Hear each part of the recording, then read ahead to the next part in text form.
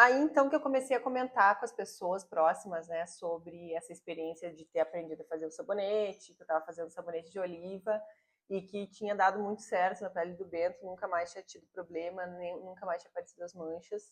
E claro, isso despertou o interesse das pessoas, começaram a pedir se eu ia fazer mais, que elas queriam comprar, me reserva 5. E aí realmente esse foi o pontapé inicial para a existência da flor de oliva. Então, inicialmente, eu vi isso só como uma oportunidade de eu pagar os custos que eu já tinha tido com os equipamentos, com a matéria-prima, que é uma matéria-prima cara, né, da cosmética natural em geral, assim, é um custo bem alto. Só depois foi que eu fui virando a chave, né, pouco a pouco, para entender que isso poderia sim ser um negócio levado mais a sério mesmo, transformar isso na minha profissão. Isso levou um tempo, assim, né, para eu, de certa forma, levar a sério mesmo e entender que a vida me deu esse presente, me deu essa oportunidade e eu tinha mesmo que aproveitar. Antes mesmo de eu começar a fazer o sabonete, eu já fazia esse óleo com ervas, sempre usando azeite de oliva, né? E aí pegava camomila, pegava louro, que eram plantas que de uso comum, de uso popular, que eu já sabia que eram seguras, né? Então eu poderia usar.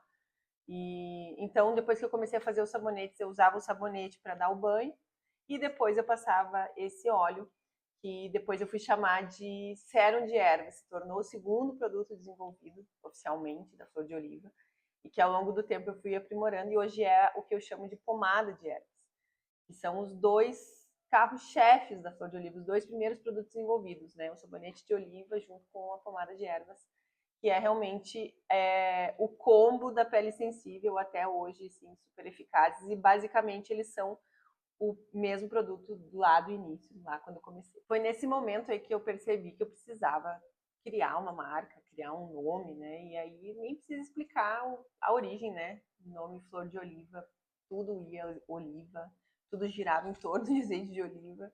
E os dois produtos que eu tinha desenvolvidos tinham azeite de oliva, então quando veio esse nome na minha cabeça foi absoluto. Então eu comecei realmente a estudar mais, me debruçar no assunto, assim, eu acordava pensando nisso, ia dormir pensando nisso, passava o dia inteiro estudando, pesquisando, procurando fornecedores, procurando entender esse universo, né, da cosmética natural, das plantas, do desenvolvimento de produtos, enfim, me apaixonei mesmo pela coisa e pensei, bora, vamos fazer acontecer. Foi mais ou menos um ano para eu bancar todo esse custo inicial, assim, e de fato começar a ter lucro, né? E começar a pagar as minhas contas e começar a entender que aquilo ali ia ser realmente o meu trabalho. Então, se eu demorei para cair a ficha, para virar a chave e entender que isso era um trabalho sério e que realmente ia ser a minha profissão, você imagina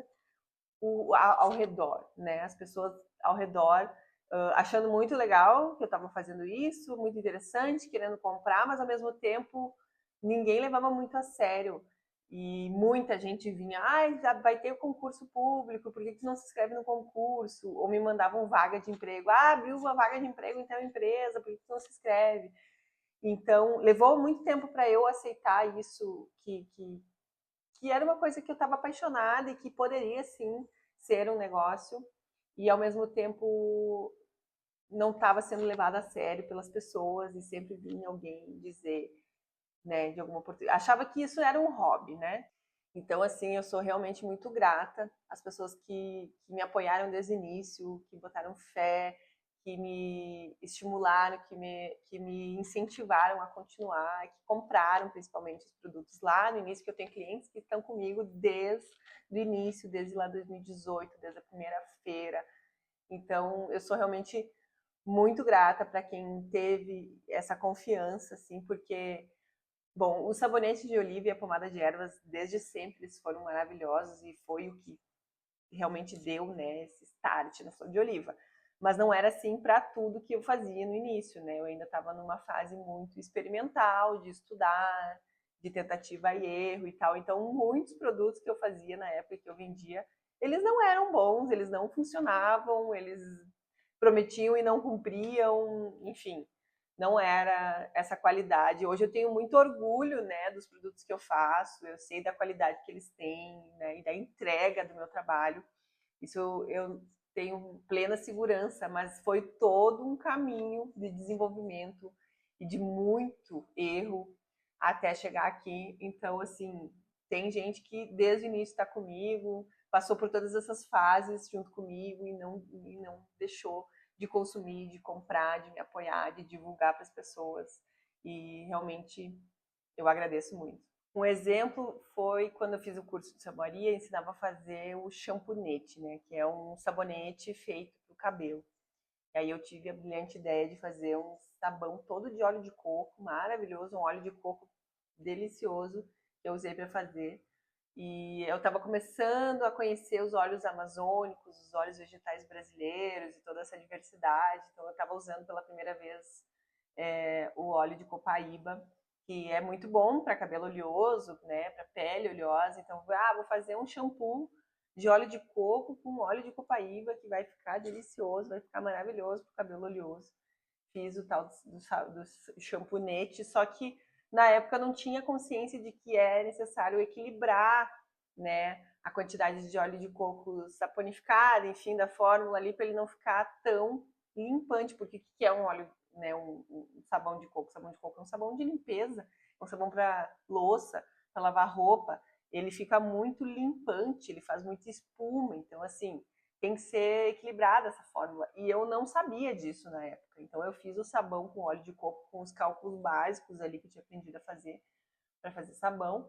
Coloquei um pouco de óleo de copaíba e achei que estava assim super shampoo maravilhoso para o cabelo. Comecei a vender para as pessoas, não, porque esse sabão aqui para lavar o cabelo oleoso, para quem tem coceira no couro cabeludo. Prometi horrores e entreguei nada, né? Entreguei um cabelo seco, super armado, cheio de frizz, porque o sabonete no cabelo ele tem um pH mais alcalino, né, pela forma como ele é feito, então ele abre as cutículas do cabelo, o cabelo fica super armado, então é necessário também ter um equilíbrio na fórmula, e isso leva tempo, estudo, enfim, né, que eu não tinha na época. Então eu fiz um shampoo assim que ficou terrível, e as pessoas compraram, usaram, provavelmente devem ter detestado, e ele ficou um sabão maravilhoso para lavar a louça, para lavar a roupa, mas não para os cabelos. E então, assim como esse caso, teve outros casos, né, de tentativa e erro, e foi um longo processo de desenvolvimento e aprendizado. E eu sou grata também a essas experiências, porque foi onde mais eu aprendi, né?